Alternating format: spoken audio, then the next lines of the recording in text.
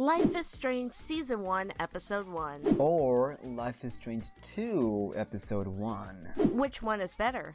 And why? Welcome to Versus Series, a series where we'll debate about characters, video games, companies, episodes, everything in 3 rounds, and you'll have to judge which one is the winner. I'm Smack, and joined and debating with me today is Nicole. What is up, SmackNPie? Nicole here, and we both know I'm gonna kill this. Well, let's find out. Also, make sure to smash that subscribe button as we're trying to get 15,000 subscribers very soon, so it would be very appreciated if you hit that like button, and let's get to 15,000 very soon. Thank you for your support.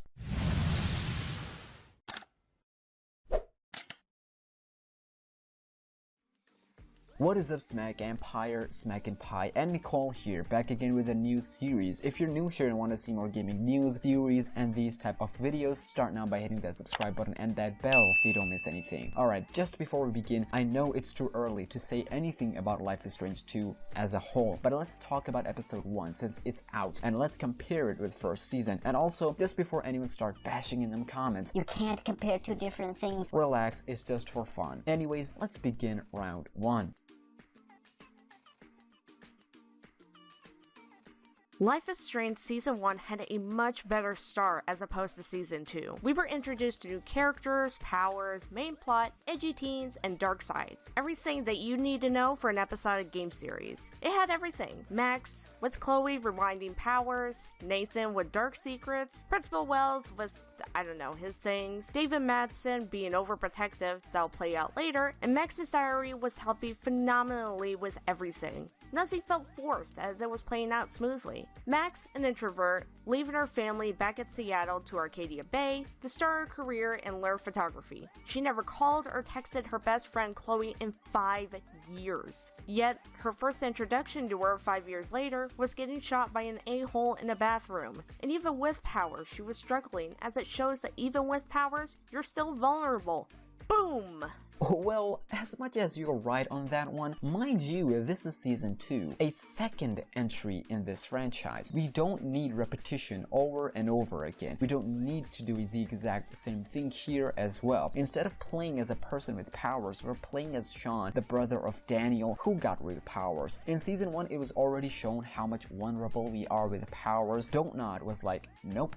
Take that, and boom, now you're even more vulnerable without any powers. Introduction was fantastic as we learned very quickly about what type of town they're living in, their poor dad without moms, and the culture and racism problems that they had to face. And then losing their dad in the first episode, it couldn't get any worse, and then they are running fugitive. This was a fantastic start to a season. Mind you, unlike previous season, we're moving, running on the road, meeting different characters instead of staying in one town. Daniel's powers were hidden for secret to add more mysteries to the story, and Lila, Brody, Mushroom, hello. This season already made fan favorite characters that Season 1 took forever. Thank you. Life is Strange Season 1, Episode 1, character development-wise, was fantastic. Yes, edgy teen cringe was the core of this episode and season, but that was what made it good. Devs knew exactly what they were doing, and fans loved it for that. Having female protagonists usually doesn't go well, as publishers were shy to trust their work. Yet they created something insane. Max being introverted, leaving her family, and now here finding she has powers, and those powers puts her into worse vulnerable positions, as she had to save her best friend so many times from death. Chloe, on the other hand, even though she's gotten mixed reactions, her character was always interesting, always full of different emotions. Other characters, such as Victoria, Nathan, Kate, Mr. Jefferson, all of them were introduced and developed in a smart way, something that Season 2 lacks a lot.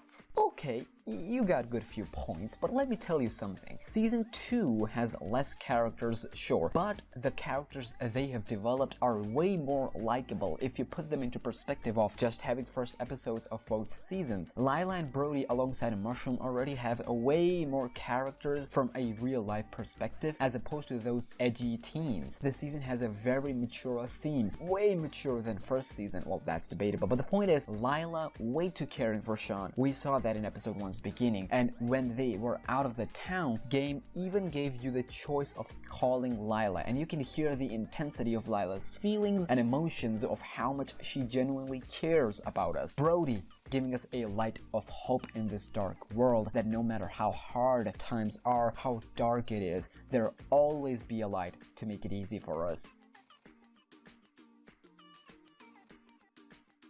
Episode 1's ending was pure gold. Max and Chloe together, while Max is having another vision of the tornado wiping out the entire town. Chloe learning about Max's superpowers for the first time. It sets up a really smooth pace for upcoming episodes and opens up all kinds of doors for the season. The soundtrack was on point. Everyone in the town learning about Snow and just ignoring, while Max be the only one who knows the dark truth and is on a quest to save everything. But could she possibly do that? That, my friend, was what episode 1 was all about.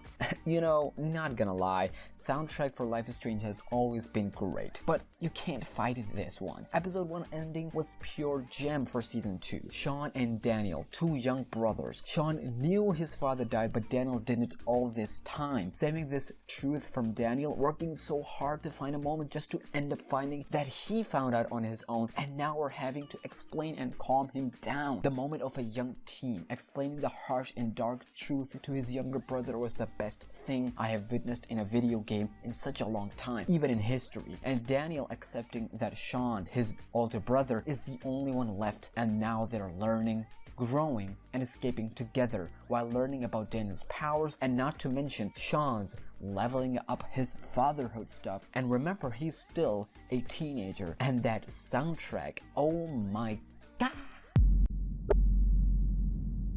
Regardless of what you say, we both know I won.